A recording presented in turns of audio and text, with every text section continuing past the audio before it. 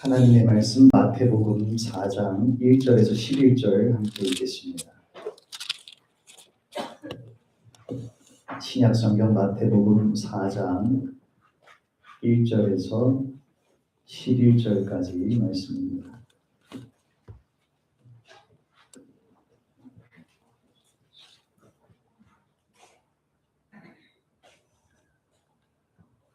마태복음 4장 1절에서 11절 함께 합독하겠습니다. 그때에 예수께서 성령에게 이끌리어 마귀에게 시험을 받으러 광야로 가사 40일을 밤낮으로 금식하신 후에 줄이신지라.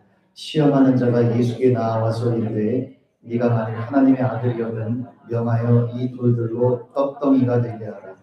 예수께서 대답하여 이르시되 기록되었으되 사람이 떡으로만 살 것이 아니요 하나님의 입으로부터 나오는 모든 말씀으로 살 것이라 하였느니라 하시니, 이에 마귀가 예수를 거룩한 성으로 데려다가 성전 꼭대기에 세우고 이르되 네가 만일 하나님의 아들이거든 뛰어내리라. 기록되었으되 그가 너를 위하여 그의 사자들을 명하시니 그들이 손으로 너를 받들어 발이 돌에 부딪히지 않게 하리로다 하였느니라.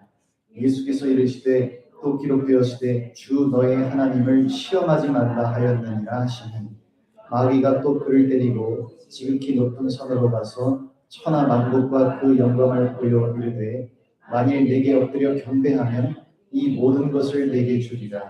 이에 예수께서 말씀하시되 사탄아 물러가라. 기록되었으되 주 너의 하나님께 경배하고 다만 그를 섬기라 하였느니라. 이에 마귀는 예수를 떠나고 천사들이 나와서 수종드니라. 아멘. 옆에 분들과 한번 인사하겠습니다. 하나님이 당신을 사랑하십니다.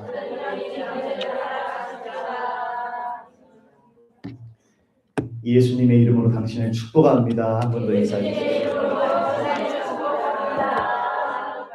예수님 안에서 당신에게 좋은 일이 일어납니다.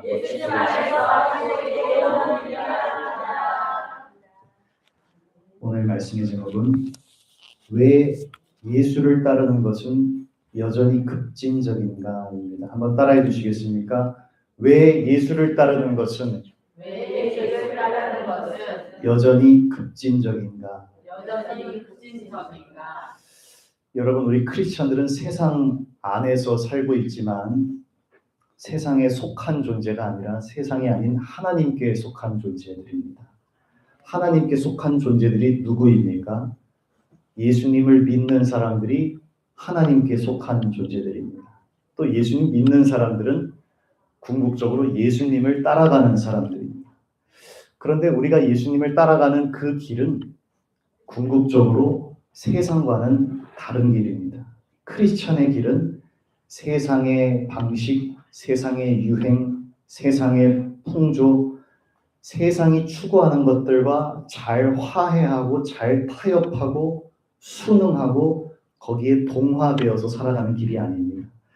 오히려 크리스천의 삶은 어느 지점에서든지 세상의 스타일, 세상의 방식을 거스르고 세상의 것들을 뒤엎는 측면이 있습니다. 세상 사람과 우리가 똑같은 것을 추구하고 똑같은 것을 사랑하고 똑같은 것을 따라간다면 그것은 단언컨대 예수님을 따라가는 삶이라고 말할 수는 없습니다. 왜냐하면 예수님께서는 이 세상, 이 세대를 본받지 말고 마음의 근본부터가 새롭게 되어서 변화를 받아야 한다고 말씀하셨기 때문입니다. 우리가 예수님을 믿음으로써 얻게 되는 생명, 구원, 진리, 평화, 자유, 축복, 치료, 기쁨, 영광, 이런 것들이 다 있죠. 이런 것들도 다 마찬가지입니다. 크리스찬이 믿고 복을 받는다는 것은요, 내가 믿었기 때문에 세상적인 복이 갑자기 내 삶으로 막 굴러 들어온다는 그런 의미가 아니라 만복의 근원이신 하나님의 아들 예수를 믿는 것 그 자체가 이미 진정한 복인 줄로 믿습니다. 진정한 복이 되시는 예수를 믿고 예수님 안에 거하는 그 축복 안에서 내가 예수님이 가신 길을 철저하게 따라갈 때 하나님께서 우리 삶 가운데 있어야 할 필요를 다 아시고 채워주신다. 이것이 예수님 안에서 성경 안에서 약속되고 완성된 성경적인 축복인 줄로 믿습니다. 여러분, 오늘날 세상에 위기가 많다고 말합니다. 경제적인 위기, 정치적인 위기, 사회 문화적인 위기, 가정들의 위기, 여러 가지 위기가 있다고 말합니다. 그런데 여러분, 세상의 진짜 위기는 무엇일까요? 진짜 위기는 이 세상 가운데 진정한 소망과 진정한 구원의 길이 무엇인지를 알려주어야 할 주님의 교회가 나사렛 예수의 본 얼굴을 잃어버리고 예수의 본 얼굴에 관심이 없고 주님의 교회가 예수님이 걸어가셨던 그 길에 관심이 없어지는 것. 이것이야말로 세상의 진정한 위기라고 말할 수가 있습니다. 교회가 세상 걱정을 하는 것이 아니라 세상이 교회 걱정을 하는 시대라고 말합니다. 세상이 교회를 보면서 너나 잘하세요라고 말한다고 합니다. 여러분, 교회가 예수님이 친히 말씀하시고 예수님이 자기 삶을 통해서 보여주신 그 길을 제대로 확인하고 제대로 따르지 않을 때 복음의 물을 타고 예수님의 얼굴을 변형시켜서 내가 믿고 싶은 예수를 교회 안에 만들어 놓을 때 교회에 사람이 없는 게 위기가 아니고 교회에 돈 부족한 것이 위기가 아니라 이러한 것이야말로 진정한 위기고 세상의 위기가 되는 것이라고 생각합니다. 요즘 크리스천들에게 가장 인기 있고 많은 사람들이 따르는 길은 내가 예수님도 믿으면서 세상도 버리지 않아도 되는 그런 길이 가장 인기를 몰이를 하고 있습니다. 세상이나 세상에 있는 것들을 사랑하지 말라. 누구든지 세상을 사랑하면 아버지 사랑이 그 안에 있지 아니하나니 세상에 있는 모든 것이 육신의 정욕과 안목의 정욕과 이생의 자랑이니 아버지께로부터 온 것이 아니라 세상으로부터 온 것이라. 물과 기름처럼 도무지 섞일 수가 없는 예수님과 세상을 어떻게든 잘 섞어서 버무려서 편안한 메시지, 안전한 메시지를 전하는 교회로 많은 무리가 모여듭니다. 성경에 나타난 예수님의 본 모습 가운데 나에게 어딘가 불편함을 주는 듯한 예수님의 얼굴, 나를 향해서 강하게 도전하시고 결단을 촉구하시는 듯한 예수님의 말씀은 다 제거하고 그저 나에게 위로를 주고 평안을 주고 내가 지금 하고 있는 것은 다 잘하고 있는 것이고 다 잘 될 것이라고만 말해주는 메시지. 펄떡펄떡 날것처럼 살아계신 그런 예수 그리스도가 아니라 가공식품처럼 조미료를 치고 양념을 쳐서 변형된 예수님의 이미지를 전하는 것들이 인기몰이를 하고 있습니다. 여러분, 그러한 곳에 반드시 존재할 수 없는 것이 하나 있습니다. 그것이 무엇인지 아십니까? 바로 급진성이라고 하는 것입니다. 예수님을 따르고자 하는 급진성이 그러한 자리는 없습니다. 급진적인 게 무엇이죠, 여러분? 급진적인 것은 영어로는 radical하다라고 말하는데요. radical하다라는 것은 뿌리부터 바뀌어서 진정으로 예수를 따라가고자 하는 그 급진적인 마음의 자세, 복음의 본질과 예수님의 본 얼굴을 향해서 내가 어서 달려가고자 하는 그런 근본적이고 급박한 자세가 급진성이라고 말할 수가 있습니다. 그러한 예수의 본 얼굴을 상실한 교회에서는 이러한 급진성을 절대로 찾아볼 수가 없습니다. 여러분, 예수님은 누구이십니까? 저와 여러분 이때까지 들어온 그 예수님은 누구십니까? 내 마음속에 내가 생각하고 있던 나사렛 예수는 누구이십니까? 내가 알고 있는 그 예수는 정말 성경에 나타난 그 나사렛 예수의 본 모습이 맞습니까? 아버지께서 세상에 보내신 하나님의 독생자요 하나님의 말씀이요 진리와 하나님 은혜의 충만인 그 예수님이 맞습니까? 성령이 증언하고 계신 그 예수가 맞습니까? 그 예수님을 제대로 만나는 것, 나사렛 예수 그리스도의 얼굴을 제대로 목격하는 것에서 진정한 변화는 출발하게 되는 것입니다. 여러분, 우리 예수님은 어떤 분이실까요? 어떤 길을 걸어가셨을까요? 또 무엇을 예수님은 거부하셨을까요? 오늘 읽은 말씀을 바탕으로 예수님의 본 얼굴을 한 번 더 제대로 살펴보는 계기가 되기를 원합니다. 첫 번째로 오늘 말씀을 보면 예수님은 육신의 만족보다 더 중요한 참된 생명이 있다는 것을 아신 분으로서 등장하십니다. 오늘 말씀은 예수님께서 받으셨던 세 가지 시험을 보여주는 스토리입니다. 여러분, 예수님의 시험이 중요한 이유는요, 예수님이 받으신 그 시험이 우리가 세상에서 받는 그 시험과 그 종류가 똑같기 때문에 그렇습니다. 우리가 예수님의 길을 따라간다는 것은 예수님이 경험하신 것을 우리도 이 땅 우리의 삶의 자리에서 똑같은 모습으로 경험한다는 의미에서 예수님 받으신 그 시험이 지금도 우리에게 의미가 있는 것입니다. 예수님 시험을 받으셨는데 제자인 나의 삶에도 시험이 있다 그 말입니다. 예수님께서 침례를 받으시고 성령을 통해서 광야로 인도함을 받으셨습니다. 여러분 성령이 예수님을 인도하시는데 마귀가 기다리고 있는 광야로 인도하셨습니다. 기왕 성령께서 나를 인도해 주시면 좀 복된 자리로 인도해 주시고 기분 좋은 자리로 인도해 주시면 좋지 않겠습니까? 그런데 성령이 예수님을 어디로 인도하십니까? 광야로 인도하십니다. 아무것도 없고 다만 마귀의 시험이 기다리고 있는 그 척박한 광야로 예수님을 인도하십니다. 우리 안에 와 계신 성령께서는 절대로 우리가 가고 싶은 대로 우리를 인도하시는 분이 아니라 우리가 하나님 안에서 가야 할 지점으로만 우리를 인도하시는 성령님이신 줄로 믿습니다. 그래서 성령의 음성에 귀를 기울이는 것도 중요하지만 성령이 나를 인도하실 때 그 인도함을 따라서 순종하면서 가는 것도 아주 중요합니다. 내 자아가 원하지 않는 곳으로 나를 자꾸 인도해 가시고 몰아가려고 하실 때 지금 내 안에 와 계시고 나를 인도하시는 그분이 성령이시다라는 그것을 잊지 말아야 됩니다. 그래서 내 자아가 거부하는 것처럼 느껴질지라도 성령이 인도하시는 길을 향해서 순종해 가야 되는 우리가 돼야 될 줄로 믿습니다. 그렇게 살아갈 때 우리는 하나님의 예정하신 길을 따라 살아갈 줄로 믿습니다. 그렇게 성령이 인도하시는 광야로 가서 예수님께서 40일을 금식하셨습니다. 40일을 주야로 금식하셨습니다. 이제 무언가라도 섭취하지 않으면 목숨을 잃을 수도 있는 그런 지경까지 예수님께서 금식하신 것입니다. 실제로 여러분 40일 금식 실천하시다가 또는 40일 금식 이후에 보고식 하시다가 이렇게 먼저 천국 가시는 그런 분들도 실제로 계시기도 합니다. 제가 처음에 우리 한국에서 전도사 된다고 전도사 시험을 보는데 한 3주 동안 시험을 봤는데요. 필기 시험도 보고 실기 시험도 보고 다 마치고 이제 마지막에 한 일주일은 오살리 기도원에 올라가서 영성 훈련을 다 마쳐야 이제 전도사 시험이 다 통과되고 끝나는 그런 수순이 있었습니다. 근데 이제 오살리 기도원 올라가서 월요일부터 금요일까지 영성 훈련을 하는데 그때는 금식을 해야 한다고 하더라고요.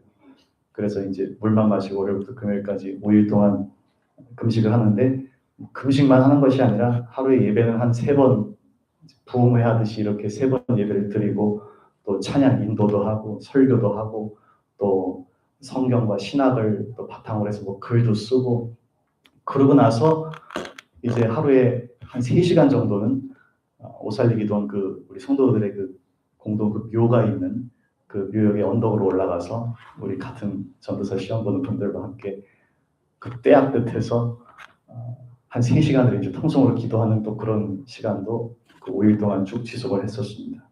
그런데 사실 그렇게 딱 정해진 목적을 가져가서 하나님 앞에 서고 또 전도사 시험 보는 어떤 그런 긴장성 속에서 함께 기도하고 그렇게 하니까요. 사실 뭐 피곤한 줄도 모르고 워낙 이렇게 긴장이 돼 있고 다 이렇게 잡혀 있으니까요. 사실 배고픈 줄도 몰랐습니다.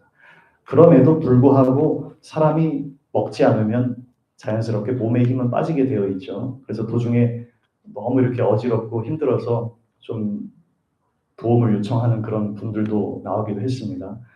그 여름 태양 밑에서 그렇게 기도하는데 어떤 우리 동료 전도사님이 너무 힘드니까 거의 이제 주저앉더라고요. 그래서 우리가 배려를 받아서 에어컨 나오는 이제 그 방에 들어가서 잠깐 또 기도할 수 있게 되기도 했었는데 그때 그분에게 얼마나 고마웠는지 모르겠습니다.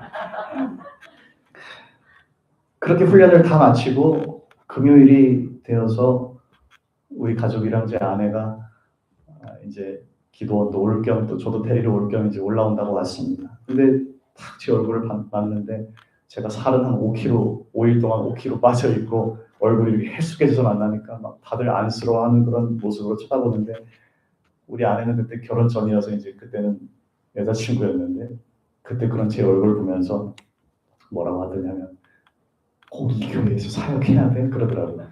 순수한 마음으로 그렇게 눈물이 막 그렁그렁 하면서 물어보더라고요. 그런 기억도 나기도 합니다. 여러분 지금 작정하고 금식하면서 기도하시는 분들도 계시고 또 금식에 여러 경험이 있으신 분들도 있으시겠지만 사람이 이렇게 한 5일만 종일 금식해도 영적으로는 살아날 수 있어도 육신적으로는 또 피곤해지고 쇠약해지기 마련인데 우리 예수님 40일을 금식하셨다는 것이 육신적으로 얼마나 힘이 없으셨겠습니까? 육신적으로는 굉장히 성경에도 줄이신지라 이렇게 나와 있죠. 얼마나 그 줄인 그런 모습, 무언가 영양분을 필요로 하는 그런 상태로 예수님께서 그 순간에 직면하신 것이었는데요. 그런데 바로 그 순간에 마귀가 와서 아주 달콤하게 속삭입니다. 네가 만일 하나님의 아들이거든 명에서 이 돌들로 떡덩이가 되게 해봐라. 우리 성경에 떡이지만 빵이 되게 해봐라. 이렇게 이야기를 한 것입니다. 네가 하나님의 아들이지 않느냐. 이 돌들 몇 개 떡으로 바꿔먹는 게 뭐 그렇게 어려운 일도 아닌데 한번 해봐라. 이렇게 유혹을 한 것입니다. 배가 고픈데 배고픈 사람이 뭘 먹는 게 뭐가 문제가 되겠습니까?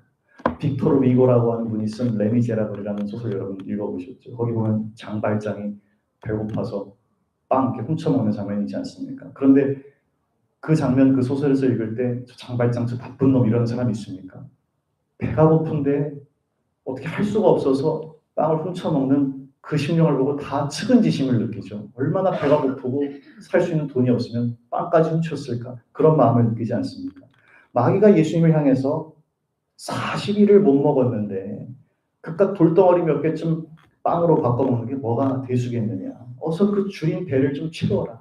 그게 뭐 그렇게 대수겠느냐. 그런데 여러분 그 유혹의 본질을 알아야 됩니다.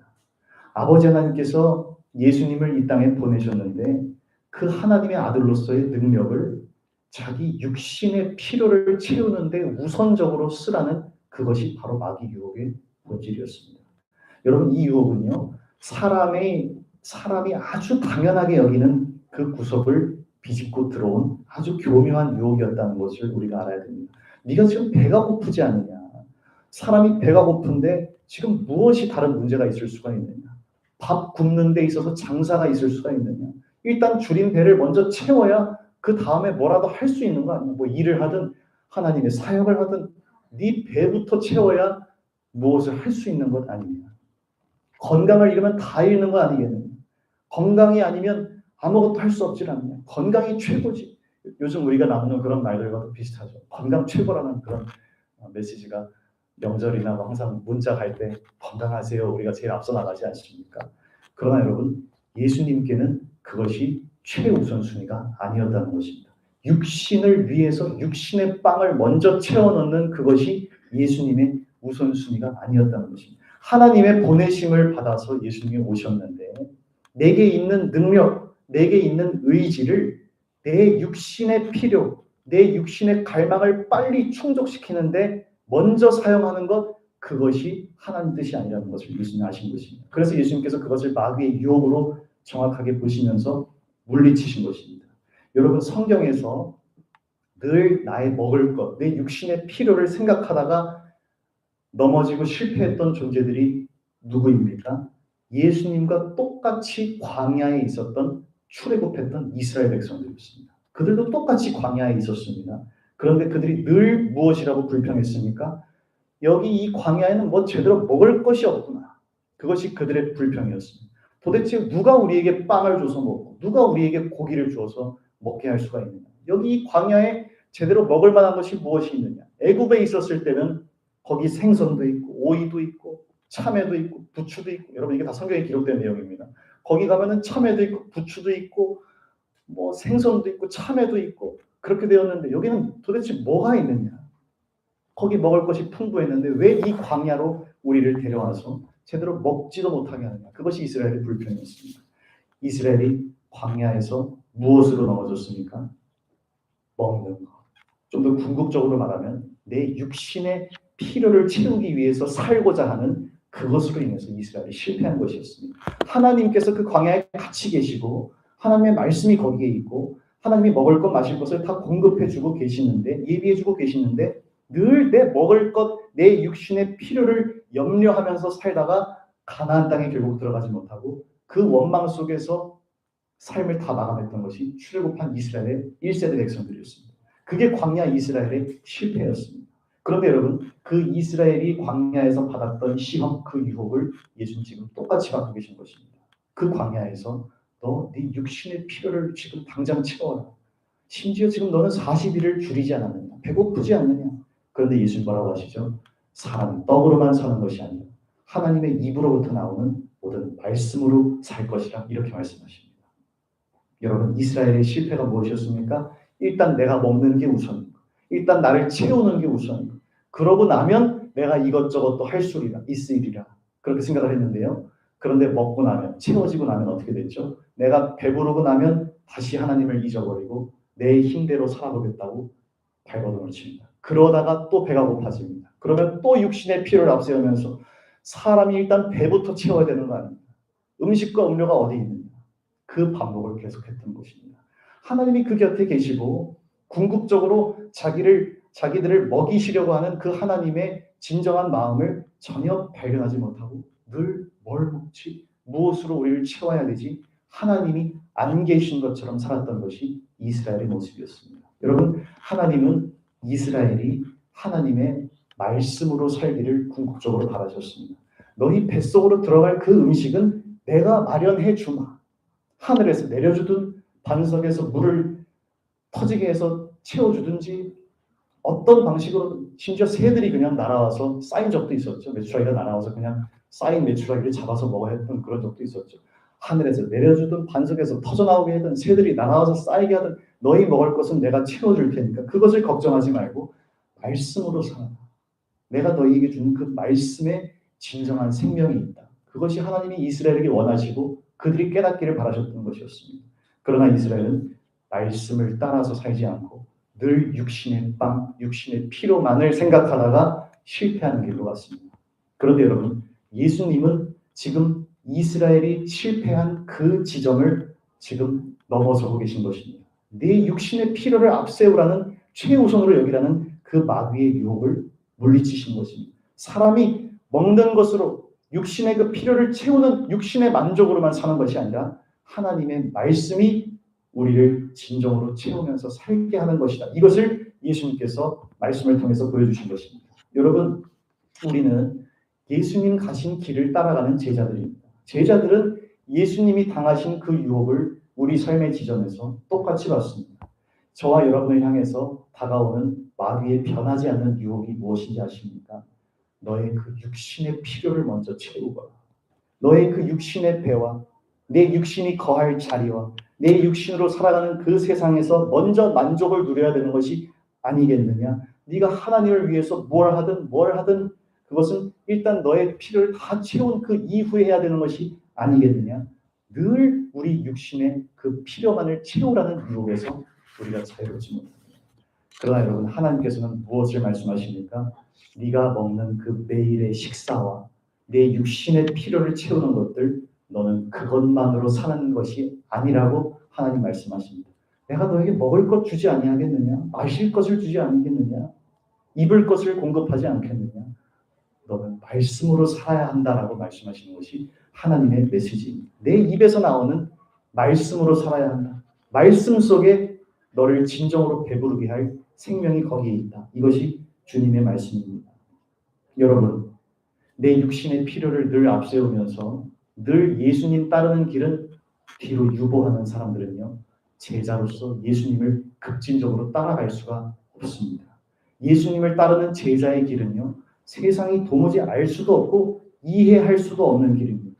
세상은 무엇이라고 말하죠? 늘 나 자신을 채우라고 말합니다. 먹이라고 말합니다. 입히라고 말합니다. 마시우게 하라고 말합니다. 나를 충족시키는데, 나를 만족시키는데 모든 에너지를 먼저 집중하라고 이야기합니다. 그런데 예수님과 예수님의 제자들은 어떤 길을 갑니까? 하나님 말씀 앞에서 나를 채운다라고 하는 그 모든 종류의 것들을 다 상대화시킵니다. 다 떨어뜨립니다. 나를 궁극적으로 살게 하는 것은 빵만으로 내가 채워지는 것이 아니라 나를 진정으로 배부르게 하는 것은 하나님의 말씀이다. 그것을 아는 것이 예수님의 제자이고 바로 크리스천들인 줄로 믿습니다. 하나님의 말씀을 가까이 하고 그것을 내 심중에 늘 묵상하고 말씀을 품고 기도하는 것. 그래서 말씀이 내 속에서 만드는 진정한 생명력과 자유와 평강과 기쁨을 맛보면서 말씀으로 말미암아 살아가는 것. 그것이야말로 내가 빵으로만 사는 것이 아니라 밥으로만 사는 것이 아니라 말씀으로 사는 존재입니다라고 고백하는 삶인 줄로 믿습니다. 말씀으로 먹지 않는 사람, 예수님으로 말미암아서 배불러지지 않는 사람은요, 언제나 나를 세상적인 것으로 끊임없이 채우고자 노력할 수밖에 없는 사람이 되고, 예수님을 따르는 사람, 하나님의 말씀으로 나를 채우는 사람은 더 이상 세상의 것으로 나를 충족시키지 않아도 되는 그런 삶을 출발하게 되는 것인 줄로 믿습니다. 여러분, 말씀을 따라서 살아가고 계십니까? 제자의 길을 걸어가고 계십니까? 이것은요, 세상이 우리에게 걸어가라고 하는 그 길과 정반대로 역행하는 길입니다. 내가 이것저것을 채워 넣었기 때문에 잠깐 살아있는 것처럼 여겨지고 잠깐 배부른 것처럼 여겨지만 또 조금 있으면 배고파지고 또 조금 있으면 목말라지는 그런 사람으로 살아가는 것이 아니라, 하나님의 살아있는 말씀이신 예수님, 우리를 진정으로 배부르게 하시고 다시 줄이지 않게 하시는 생명의 떡이고 영생의 양식이라고 하신 그 예수님만으로 진정 배부른 삶을 살아가게 되시기를 예수님 이름으로 축복합니다. 두 번째로, 성경 말씀의 도구화와 자기 증명의 유혹을 물리치신 예수님 모습을 우리가 볼 수가 있습니다. 예수님께서 첫 번째 시험을 물리치셨을 때 마귀가 곧바로 예수님을 성전 꼭대기로 데려갔습니다. 그리고 예수님께 말했습니다. 네가 만일 하나님의 아들이거든 뛰어내려 봐. 기록되었을 때 그가 너를 위하여 그의 사자들을 명하시니 그들이 손으로 너를 받들어 발이 돌에 부딪히지 않게 하리로다 하였느니라. 마귀가 이번에도 예수님을 시험하는데요, 여러분. 이번에는 좀 더 높은 수준으로 유혹합니다.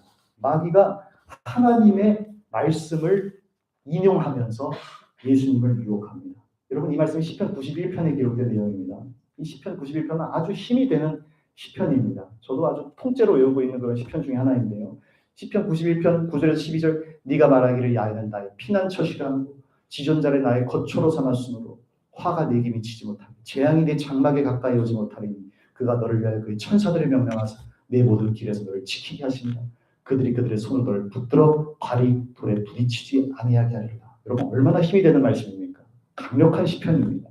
그런데 여러분, 이 시편을 마귀가 끌어와서 예수님께 묻습니다. 네가 하나님의 아들이 맞으면 이 거룩한 성전에서 뛰어내어라. 성경에 분명하게 기록이 되어 있지 않느냐. 그가 너를 위하여 그의 천사들을 명령하사 내 발이 돌에 부딪히지 않게 하실 것이라고 성경에 기록이 되어 있지 않느냐. 모든 사람이 네가 부딪히지 않고 작지 않은 것을 볼 때 다 너를 하나님의 아들로 인정하지 않겠느냐. 너 자신을 증명해봐라. 그것이 너에게도 좋지 않겠느냐. 그 유혹이었던 것이었습니다. 여러분, 하나님을 믿는 신실한 사람들만 성경을 쓰는 것이 아닙니다. 이단도 성경 잘 쓰죠. 마귀도 성경을 지금 쓰고 있습니다. 여러분, 문제가 무엇입니까? 성경을 가져와서 인용하는 것, 그것 자체가 문제가 아닙니다. 어떻게 읽느냐, 어떻게 해석하느냐, 어떻게 적용하느냐, 그것이 문제입니다. 사탄은 지금 예수님에게 자기를 증명해보라고 유혹하고 있습니다. 네가 만일 하나님의 아들이 맞으면 뛰어내려 보아라. 그러면서 이야기를 합니다. 성경에도 이렇게 기록되어 있지 않느냐라고 이야기를 하는 것입니다. 이것이 바로 여러분, 마귀가 성경을 해석하는 방식입니다. 사실 여러분, 시편 91편을 읽어보면요, 그 시편 91편은 하나님을 사랑하는 자가 하나님과의 관계 속에서 그분을 철저하게 신뢰하고 그분의 보호하심과 그분의 사랑을 확신하는 그런 시편입니다.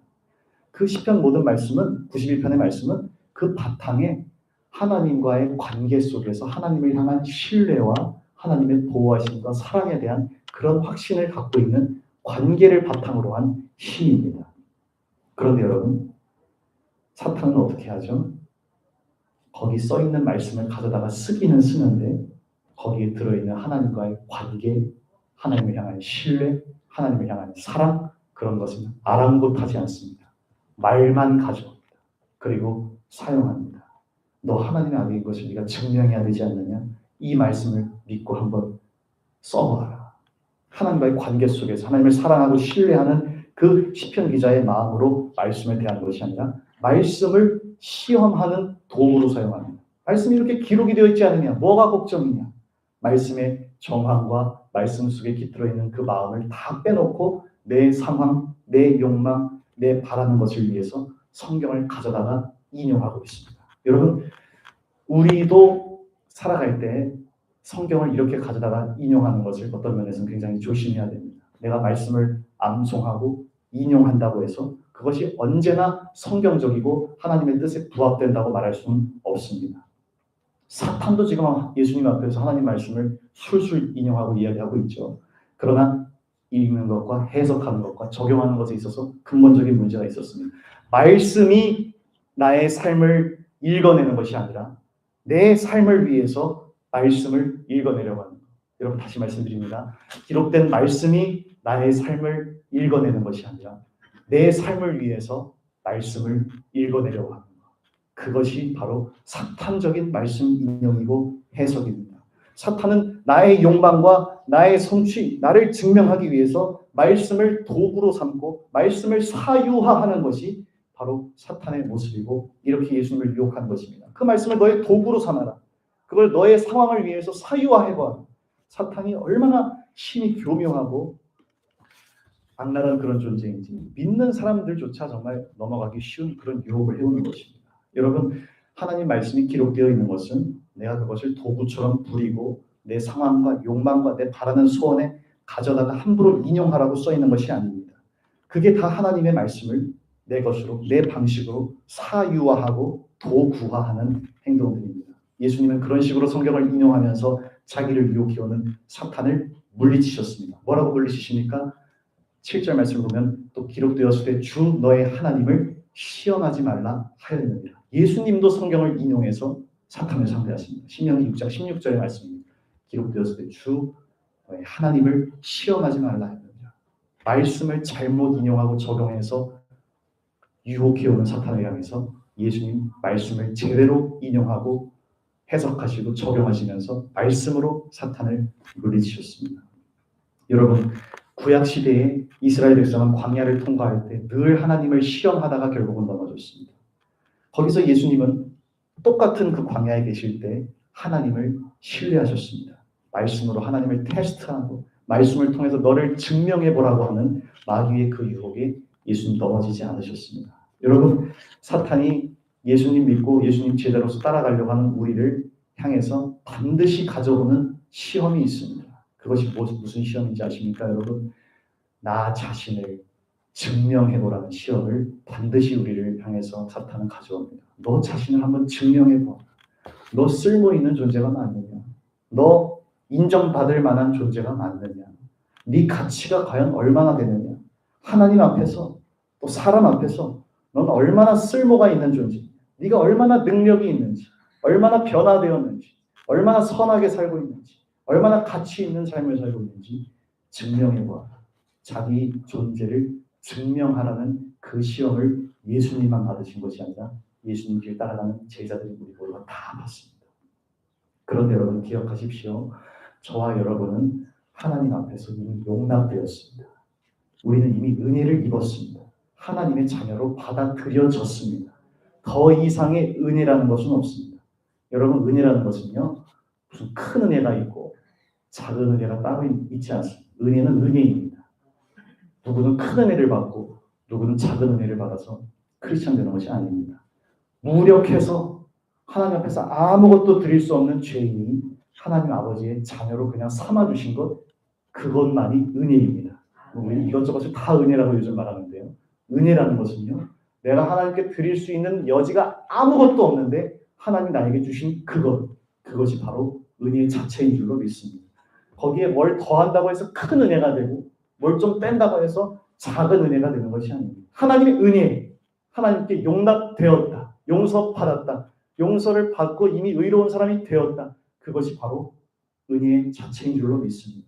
그런데 여러분, 마귀는 우리에게 뭐라고 합니까? 너 그것밖에 되지 못합니다.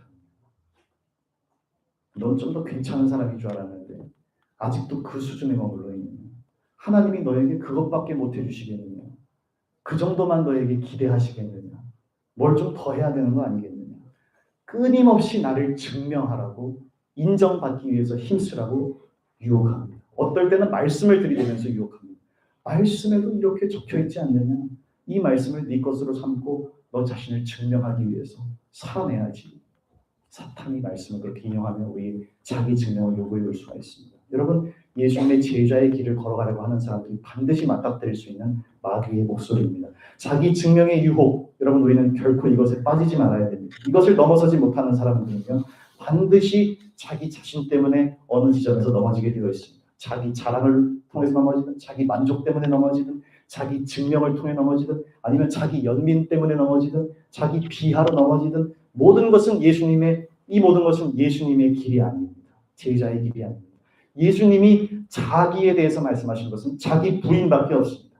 하나님이 나를 값없이 의롭다함을 얻게 되는 그런 은총을, 하나님의 그 값비싼 애를 다 치르시고 나에게 값없이 그 은총을 주셨기 때문에 나를 부인하고, 나의 옛 모습을 부인하고 십자가 지고 따릅니다라고 하는 그 자기 부인밖에 없습니다.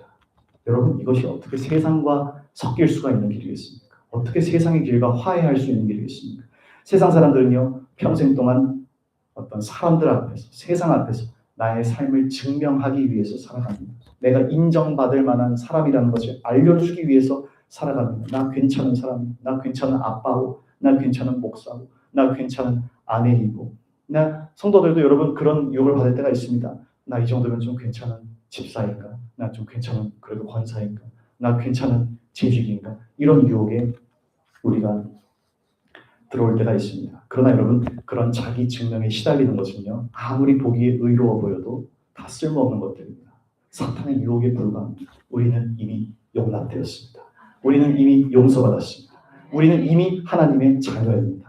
이미 성령이 거하시고 계신 성전인 줄로 믿습니다. 이미 하나님이 저와 여러분을 의롭게 보십니다. 인정하셨습니다. 도대체 우리가 무엇을 더 증명해야 되겠습니까? 무엇을 더 하나님 앞에서, 사람 앞에서 보이기 위해서 애써야 되겠습니까? 내가 무언가를 더 증명하려고 하는 그것이 하나님이 나에게 주신 은혜를 부끄럽게 만들고, 그 은혜의 효력이 부족하다고 내가 말하는 것과 똑같은 것입니다. 여러분, 우리는 하나님을 신뢰해야 됩니다. 하나님과 인격적인 관계 안에 거해야 됩니다. 그분의 사랑 안에 있어야 됩니다. 그분의 진정한 은혜 안에서 살아가야 됩니다. 그것이 그분을 믿는 것입니다. 이러한 사람들에게는요, 세상이 알지 못하는 진정한 평안이 있습니다. 진정한 보호가 있습니다. 빼앗길 수 없는 기쁨과 감사가 자리하는 줄로 믿습니다. 더 이상 나를 증명할 필요가 없기 때문에 그렇습니다. 나를 갚을 수 없는 은혜로 구원하신 하나님 앞에 나의 옛 모습을 부인하고 따라가는 길, 그 급진적인 길, 그 십자가의 길밖에 내 앞에 없어지게 되는 것입니다. 세상이 도무지 알 수 없는 길, 여러분 이러한 제자의 길을 걸어가시기를 예수님 이름으로 축복합니다. 세 번째로 자기 영광이 아니라 하나님의 영광을 향해 가신 예수님 모습을 봅니다. 이제 마귀편에서 최후의 유혹을 가져왔습니다. 예수님을 아주 높은 산으로 데리고 갔습니다. 그러면서 천하 만국과 영광을 보여주면서 물었습니다. 내게 엎드려서 경배하면 이 모든 것을 너에게 주리라. 이게 최후의 유혹이었습니다. 내게 절하면 모든 것을 너에게 주겠다. 여러분, 이것은요, 그냥 나에게 한번 절 한번 해보아라, 그냥 고개 한번 숙여봐라, 그 의미가 아닙니다. 하나님이 아닌 존재에게 굴복하는 것, 하나님이 아닌 존재를 섬기는 것, 하나님이 아닌 존재에 절하고 타협한다는 것이 무슨 의미입니까? 하나님만 섬겨야 하는 존재가 하나님 아닌 것을 섬기는 것이 무엇이죠? 우상 숭배입니다. 여러분, 우상이 무엇이죠?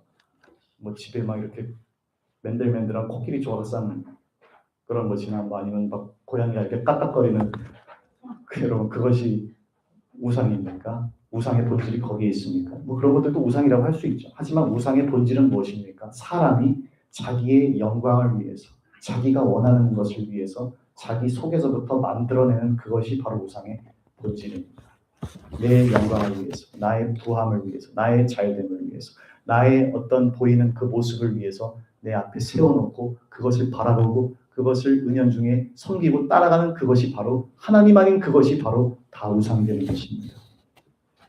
여러분, 마귀가 예수님께 천하 만국과 영광을 보여주었습니다. 우상이라는 것은 자기 영광을 향하도록 만드는 것입니다.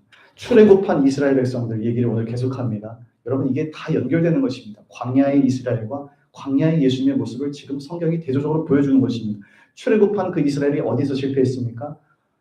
모세가 눈에 안 보이니까 눈에 보이는 신을 만들고 싶었습니다. 그래서 아론을 통해서 무엇을 만들었죠? 금송아지를 만듭니다. 여러분, 근데 그 금송아지 사건에 아주 놀랍고 본질적인 지점이 하나 있습니다. 그것은 그들이 그 금송아지 신을 만들어 놓고 그 금송아지를 야훼 하나님이라고 불렀다는 그 사실입니다. 송아지를 만들고 이것은 송아지 신이다 이런 것이 아니라 송아지를 만들어 놓고 이것이 바로 우리를 애굽에서 건져낸 그 야훼 하나님 그 신이다라고 부른 것이 금송아지 사건의 본질이었습니다.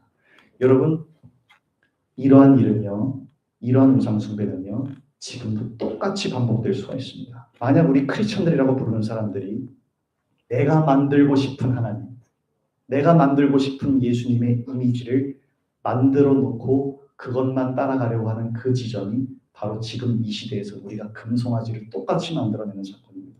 내가 딱 안정되게 느끼고 싶은 예수, 내가 딱 안정되게 따라가고 싶은 그런 하나님, 나에게 딱 내가 원하는 만큼의 평안을 주고 내가 딱 원하는 만큼의 늘 만족을 주고 결단과 도전의 기로로 나를 안내하는 그런 하나님의 모습은 삭제하고 내가 원하는 모습을 깎아내어서 하나님을 만들고 예수님의 얼굴들을 만들어 놓는 것, 성경에 기록된 나사렛 예수의 얼굴이 아니라 내가 만들고 싶은 예수를 만드는 것, 그것이 바로 이 시대의 금송아지입니다.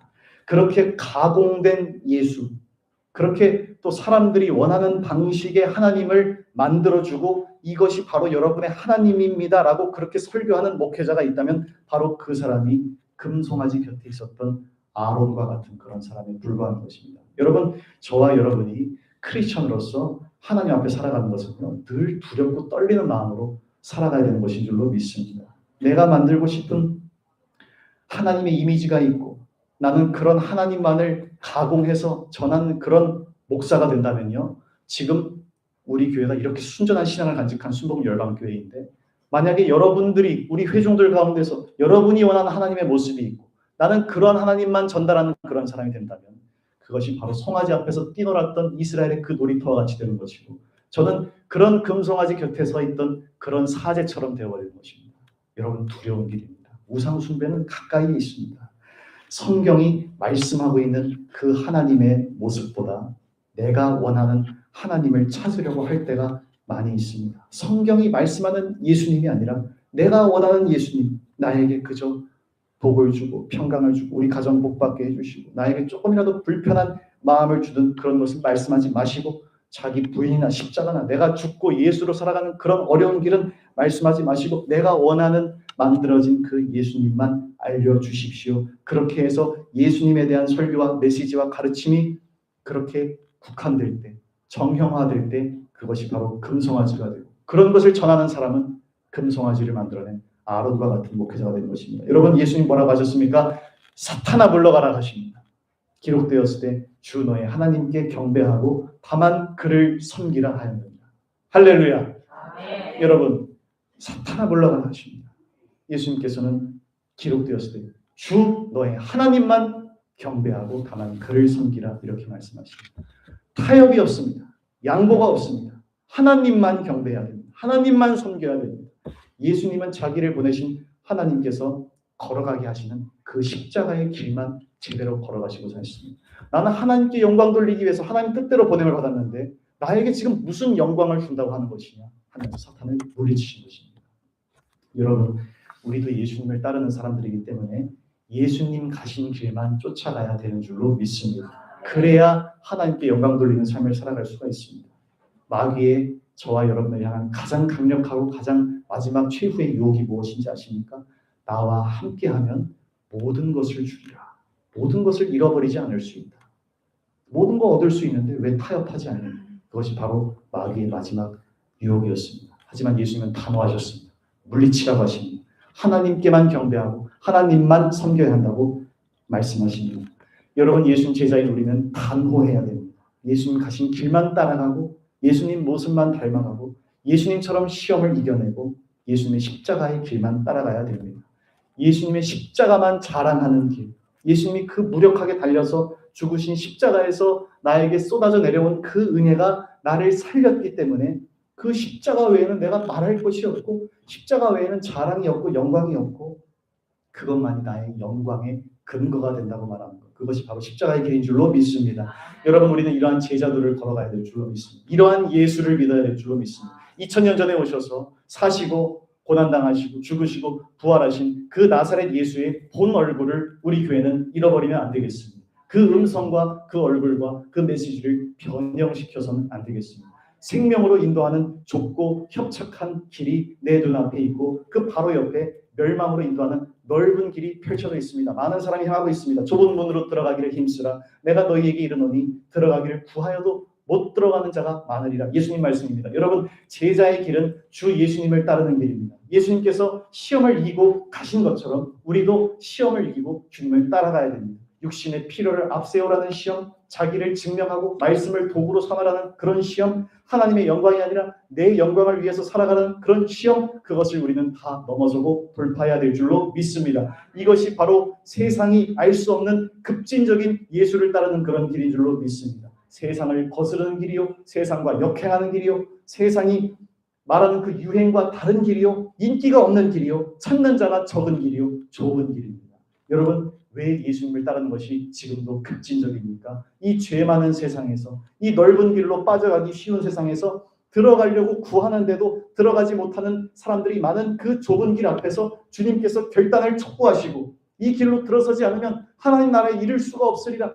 그 길이 내 눈앞에 놓여져 있기 때문에 그 길로 향할 것인가 아닐 것인가, 여러분, 그 앞에 서기 때문에 예수님 따르는 길은 여전히 2026년 지금에도 급진적인 길이 되는 것입니다. 나사렛 예수를 따른다고 하는 길은 급진적인 길일 수밖에 없는 것입니다. 여러분, 기독교 신앙은 민중의 아편이 아닙니다. 잠깐 나에게 위로를 주고 잠깐 주일에 나오면 나에게 안정을 주고 잠깐 현실의 고통을 잊게 해주는 그런 것이 기독교 신앙이 아닙니다. 진통제 같은 것이 아닙니다. 기독교 신앙은 죽은 예수가 아니라, 내가 만든 예수가 아니라 살아계신 나사렛 예수를 만나고 그분을 따르는 길인 줄로 믿습니다.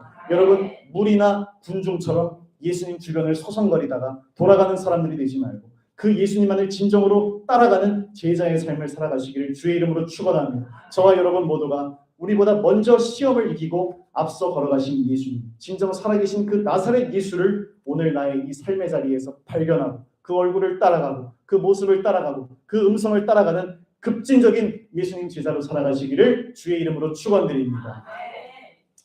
기도드립니다. 살아계신 아버지 하나님, 예수님은 어제나 오늘이나 영원토록 동일하신 주님으로서 우리 가운데 계신 줄로 믿습니다. 예수님 따라가는 길은, 예수님 통과하신, 예수님 넘어서신 그 시험을 우리도 통과하고 자기를 부인하고 자기 십자가를 지고 예수님만 쫓아가는 은혜 받은 사람들의 길인 줄로 믿습니다. 아버지 하나님이시여, 우리 모두가 우리 예수님과 같이 우리 향해서 다가오는 육신의 유혹과 자기 증명의 유혹과 내 영광을 위해 살아가는 그런 유혹을 다 뚫어내고 우리 하나님만 섬기며 하나님을 시험하지 않으며 하나님의 말씀으로만 살아가는 하나님의 종들이요 예수님의 제자들이 다 될 수 있도록 인도하여 주시옵소서.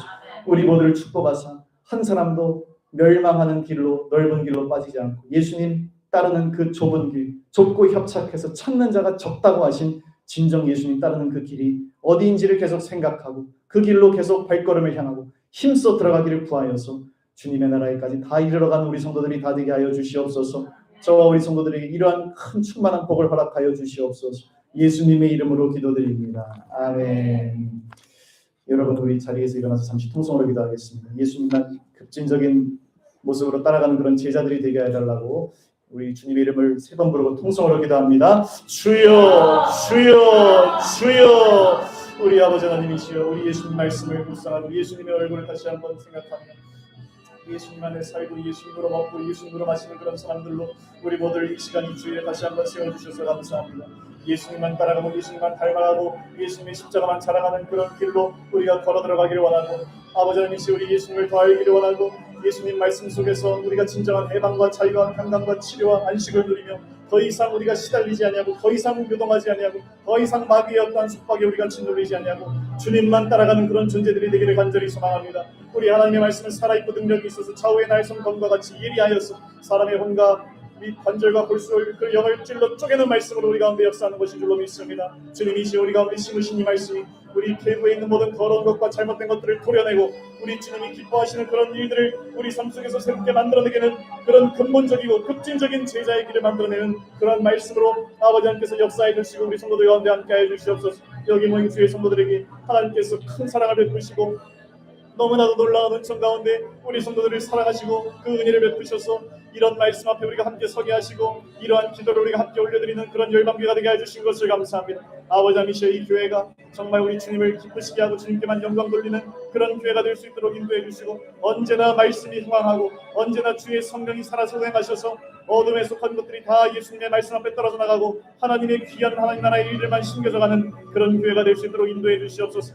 살아계신 주님이시여, 우리 가운데 오늘도 함께 하시니 감사합니다. 우리 모든 주의 성도들이 다 예수님 제자가 되게 하시고 저도 제자가 되게 하시고 우리 예수님만 따라가게 되게 도와주시옵소서. 교회의 주인은 주님이시니 우리 길 앞서가시는 분은 바로 우리의 주님이시니 우리의 주인이시니 우리 주님만 따라가길 원합니다. 예수님만 바라보길 원합니다. 예수님만 높이기를 원합니다. 예수님의 말씀입니다. 예수님의 것입니다. 예수님의 교회입니다. 예수님이 주신 것들입니다. 주님이시여, 우리가 다 이 모든 것들을 예수님을 위해 살며 예수님 따라가는 삶을 나의 삶의 자리에서 살아갈 수 있는 우리 모든 주의 성도들이 다 될 수 있도록 인도해 주시옵소서. 아버지의 어둠에 속한 것들을 다 주님 벗어지게 만들어 주시옵시고 우리를 오랫동안 괴롭혔던 질병이든 각고의 그 어떠한 고통이든 아버지 우리가 스스로를 힘들게 했던 스트레스와 노이로제와 그 모든 나를 올가매고 있던 나의 그 절망의 사슬들이 다 이 시간 벗어지게 되게 도와주시고 우리 주님이 나를 인정하시고 나를 용납하셨고 나를 용서하셨고 나를 의롭게 보시고 나를 예수님 따라가는 길로 초청하셨사오니 두려워하지 말고 놀라지 말고 오직 하나님 한 분만을 두려워하며 이 믿음의 걸음을 걸어갈 수 있도록 우리 모두를 축복하여 주시옵소서.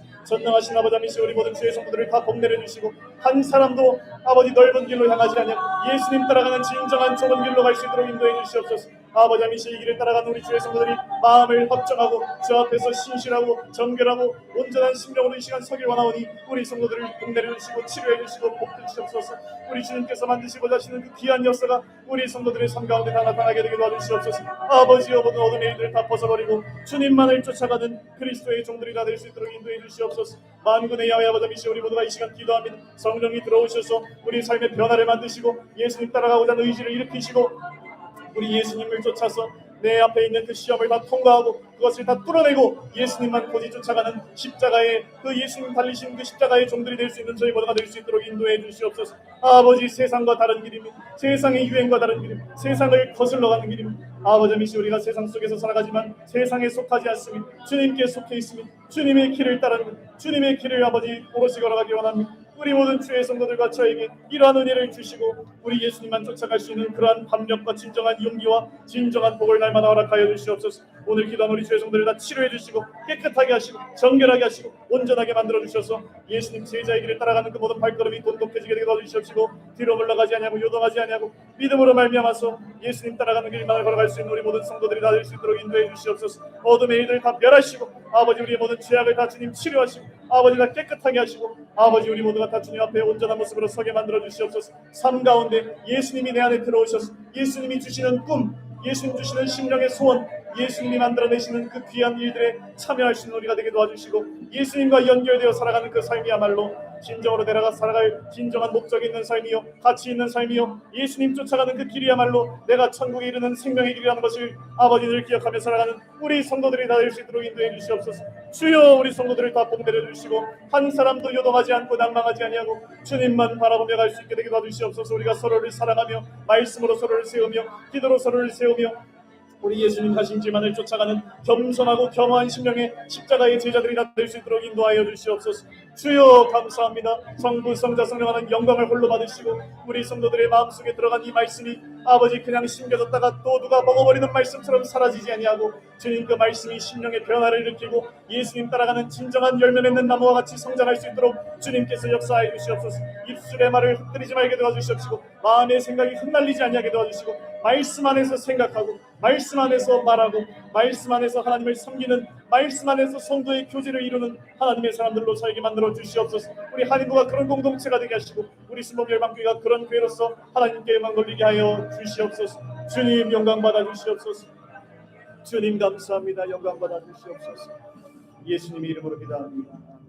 아픈 곳이 있으신 분들 아픈 곳에 손을 얹으시고 마음의 거룩한 소원을 하나님 앞에 품고 있는 분들 가슴에 손을 얹고 기도합니다. 살아계신 아버지 하나님이시여, 우리 하나님께서는 지금도 성령을 통하여서 또 말씀이신 예수님의 진리를 통하여서 이 가운데 계신 줄로 믿습니다. 하나님이 계신 곳에 하나님의 역사가 있고 치료가 있고 주님이 비추어주시는 치료의 광선이 있고 변화가 일어나고 삶의 근본적인 개혁과 변혁이 일어나며 예수님 따라가는 길들이 바로 지금도 또 출발되고 있는 것인 줄로 믿습니다. 살아계신 우리 주님이시여, 우리 주님께서 말씀으로 이 시간 역사하여 주셔서 우리 말씀을 품고 성령 안에서 기도하는 우리 주의 성도들의 모든 병을 고쳐주시고 마음의 병을 고쳐주시고 육신의 병을 고쳐주시고 영혼을 짓눌러왔던 모든 죄악과 절망의 사슬들이 다 벗어지게 도와주시고 우리 주님 주시는 자유와 해방과 기쁨과 진정 하나님의 얼굴을 대면하는 복이 임하게 되게 도와주시옵소서. 나사렛 예수 이름으로 명하노니 너희 더러운 귀신의 세력은 떠나갈지어다. 너희 모든 귀신의 세력은 떠나갈지어다. 모든 질병의 세력은 묶음을 놓고 떠나갈지어다. 마음의 모든 질병과 마음의 절망과 우울과 공허함과 모든 심령의 결핍은 떠나갈지어다. 늘 나를 스스로 채우려고 했던 그 모든 실존적인 결핍을 몰고 오는 너희 더러운 마귀의 유혹은 떠나갈지어다. 자기를 증명하고 자기를 인정받으려고 하는 그 모든 것들이 예수님 이름 앞에서 벗어지게 될지어다. 하나님의 영광을 위하지 아니하고 나의 영광을 위하여 살아가는 그 모든 삶의 작은 자국들이라도 다 떨어져 나가게 될지어다. 깨끗하게 될지어다. 아버지 하나님이시여 전인 구원을 주시고 전인 치료를 주시고 영혼과 범사와 주님 육신을 향해 들어오는 주님의 전적인 치료의 광선을 비추어 주셔서 주님 주시는 깨끗함과 정결함과 치료함이 맛보아지는 이 시간이 될 수 있도록 도와주시옵소서. 성령을 통해서 심령을 깨끗하게 하시고 정결하게 하시고 문제가 우리를 압도하지 못하고 우리가 하나님의 사람으로 문제를 압도하며 살아가는 하나님의 사람들이 되게 도와주시옵소서. 예수의 능력을 받을지어다. 예수의 권능으로 채워질지어다. 말씀의 능력으로 살아가게 될지어다. 성령의 권능으로 옷 입혀질지어다. 아버지 하나님이시여 우리 수봉 열방교회를 사랑해 주셔서 이러한 순전한 심령의 예배가 가능하게 해주시니 감사합니다. 내가 만드는 것이 아니 우리 회중이 만드는 것이 아니라 하나님이 예정하시고 작정하신 것을 주님이 풀어내고 계신 것입니다. 주님만을 위해서 영광이 올려지게 도와주시고 존귀와 찬송과 능력과 주권과 모든 좋은 것이 다 하나님께 귀속된다는 것을 우리가 기억하며 하나님만을 바라보는 순결한 공동체가 되게 도와주시옵소서. 더러운 흑암의 세력이 결코 이 교회를 흔들지 못하고 마귀의 세력이 음부의 열쇠를 가져와서 이 교회를 흔드는 것이 아니라 우리가 지옥의 빗장을 끌어내고 하나님의 나라를 임하게 하는 그런 교회가 되게 도와주시옵소서. 우리 성도들의 심령을 천국으로 만들어주시고 가정을 천국으로 만들어주시고 내가 가는 그 자리에서 하나님의 작은 천국들을 확장해 갈 수 있는 그런 존재들로 살게 도와주시옵소서. 하나님 안에 있는 삶의 목적과 그런 꿈이 우리가 가슴속으로 심겨지게 도와주시고 내가 꿈을 꾸는 것이 아니라 주님이 주시는 꿈을 꾸고 주님의 계획이 내 마음으로 들어오고 주님의 섭리가 내 마음에 깨달아져서 하나님을 따라 살아가는 그런 걸음 예수님만 따라가는 좁은 길을 걸어가는 급진적인 제자로서 다 살아갈 수 있도록 인도하여 주시옵소서. 주님 우리 모두를 치료해 주시니 감사합니다. 정결하게 하시니 감사합니다. 변화를 시작되게 하시니 감사합니다. 주님 우리 가운데 심어주신 이 말씀이 우리 가운데서 떨어져 나가지 아니하고 또 주님이시여 우리가 흩날리지 아니하고 우리 예수님을 오롯이 쫓아가는 길에 새로운 출발을 아버지 우리가 걸어가며 우리 성도들과의 교제 가운데에서도 이러한 말씀 안에서의 이런 진정한 변화와 하나님 만드시는 일들이 계속해서 나누어지고 또 전달되는 역사가 있게 하여 주시옵소서. 주님 영광 홀로 받아 주시옵소서. 예수님의 존귀하신 이름으로 기도합니다. 아멘.